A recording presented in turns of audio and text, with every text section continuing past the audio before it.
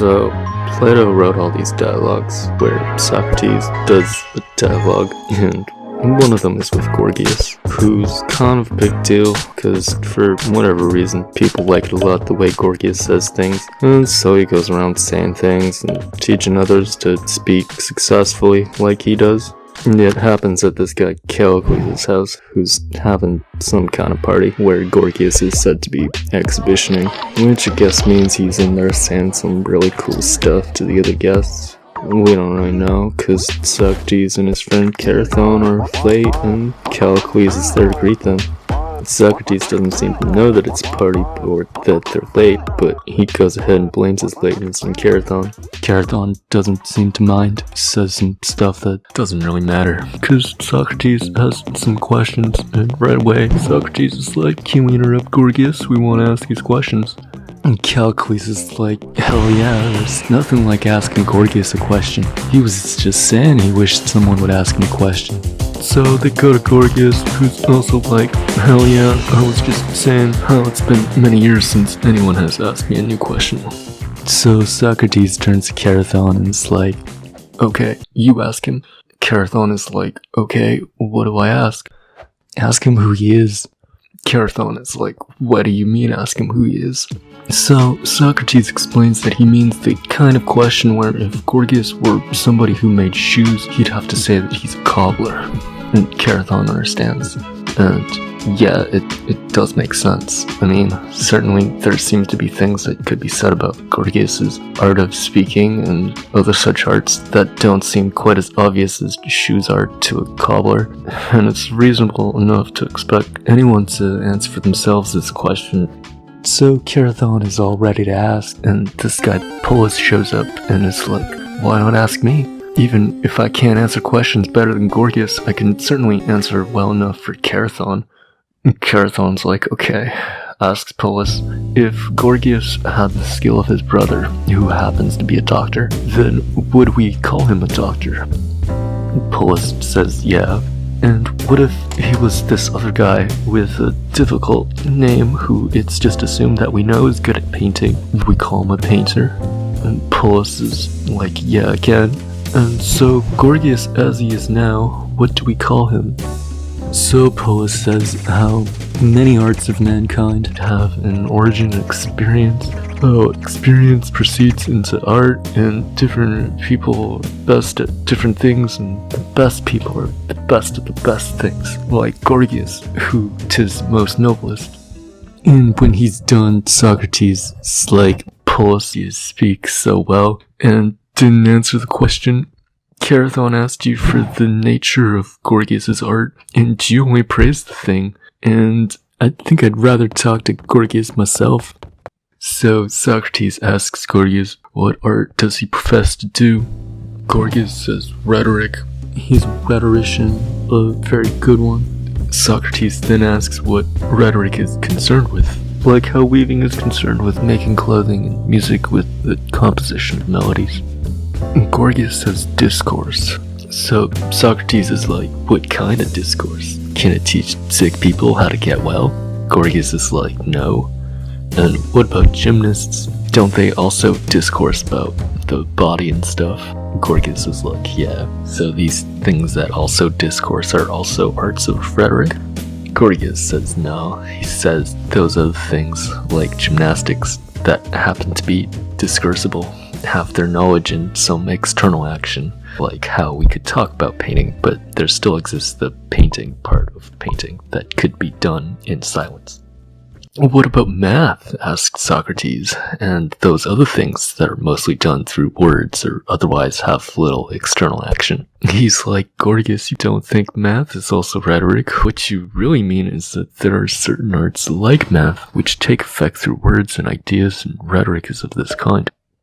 And Gorgias agrees this is what he means, that rhetoric is one of those practices that takes place through words. Words about what then? Asks Socrates. And in response, Gorgias says rhetoric deals in the greatest and best of human beings. And I'm not really sure about this next part, how much of this Plato expects us to take seriously. But Socrates doesn't seem to mind as Gorgias goes on to say that freedom in yourself and power over others is the good. Somehow they agree. Gorgias is saying that rhetoric is persuasion, and that's fine, I suppose, because Socrates reveals that he has a suspicion about the nature of rhetoric, and instead of saying what it is, he's gonna keep asking questions, because according to Socrates, this is the manner most likely to set forth the truth. And so he asks, is rhetoric the only art which brings persuasion?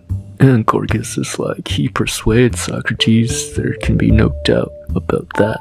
So Socrates answers himself again by bringing up math. Can't we be persuaded by math that some numbers are odd and others even? And if persuasion is not exclusive to rhetoric, couldn't we ask about the subjects rhetoric deals with? Gorgias is like, yeah, okay, and says that rhetoric is the art of persuasion dealing with the just and unjust. And Socrates pauses again to say that he knew Gorgias thought this the whole time, but by asking questions in this way, he never presupposes anybody's thinking, which I suppose is kind of awesome if you care about truth, and Gorgias seems to care, because he agrees this method is quite good. But Socrates explaining himself yet again makes it seem like he's well aware how annoying these methods are for everybody else. Anyways, Socrates then asks, is there such a thing as having learned? And is there also such a thing as having believed? And are these two things different? Gorgias is like, yeah, those are things and they're not the same. Socrates agrees and goes on to prove this by asking if there is such thing as false knowledge, which Gorgias doesn't think there is, and if there's such thing as false belief, which Gorgias says that there is. Which brings Socrates back to that bit about rhetoric being about persuasion, and he asks if those who are persuaded by rhetoric persuaded because they know or because they believe. And Gorgias has to admit rhetoric is the kind of persuasion that only gives belief. And now Socrates says he's confused. If we need to hire a doctor or a shipbuilder, why would we ever consult a rhetorician for? Wouldn't we want somebody who knows about shipbuilding or doctoring? What will you tell people who come to you to help, Gorgias? What is it that you'll actually do for them? And so Gorgias is like, Socrates, you must have heard about how us rhetoricians are always consulted about shipbuilding instead of the builders. Let me explain. And it tells a story about a patient who wouldn't let their doctor give them treatment until he came in and persuaded them, and says if he and this doctor both argued to be made state physician, it would be him, the rhetorician, who would win. And not just on the subject of medicine, but any subject. He goes on to say that a rhetorician isn't somebody who should abuse his skills. The same way it wouldn't be good for a professional boxer to use their athletics all over the place. And just to make sure nobody can find fault with him, Gorgias is like, rhetoricians who misuse their art, like rogue boxers, are themselves to be blamed, and never the teachers of rhetoric like himself. And after listening to all that, Socrates is like, I disagree.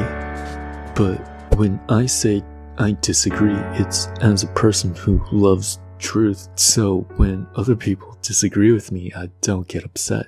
I'm not sure if you, Gorgias, also love truth, because if you're gonna get all emotional when I disagree with you, then we might as well stop right now. And Gorgias is like, yeah, definitely love truth like you, Socrates. But you know, it's kind of late, and I was exhibitioning before you even got here. And so, it's possible that the audience is getting tired. And here's when Carathon is like, look at the audience, look at them sharing and liking and subscribing. And Callicles is like, yes, Carathon, I've seen many a discussion, and never have I so wanted to like and subscribe. You guys better keep going. Gorgias admits that it would be disgraceful if he refused to go on, and so Socrates gets to show everyone how Gorgias is wrong. Wasn't Gorgias saying that rhetoric is discourse about what is just? This would mean that rhetoric cannot be an unjust thing. But didn't Gorgias also talk about bad uses of rhetoric, like the rogue boxer? This would mean that rhetoricians can be unjust? Isn't that a contradiction? At which point Polus is like, why must you be this way, Socrates? So Gorgias won't admit that a rhetorician might not know the just. How rude of you to make someone say they don't know the nature of something. So Socrates is like, Polus, why don't you take over if you think you know more? As long as you don't speak like before, we must do the dialectic. Polus is like, okay, Socrates, I'll ask you then, what is rhetoric?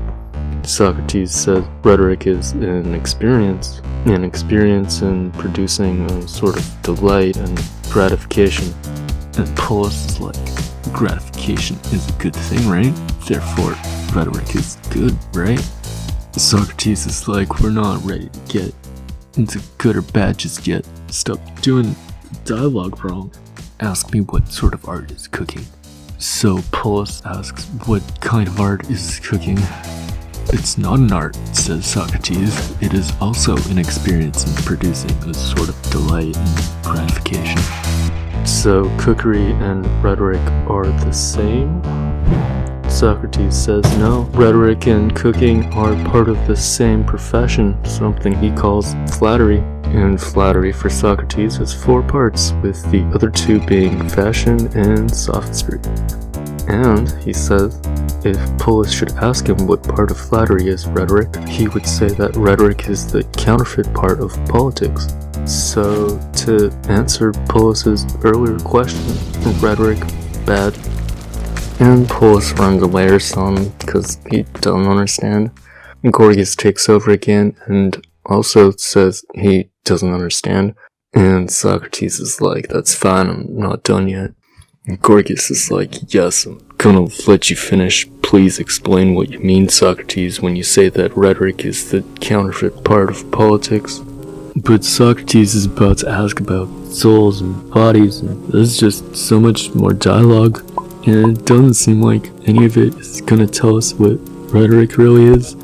And you know, I couldn't even find an emoji for it making this video, so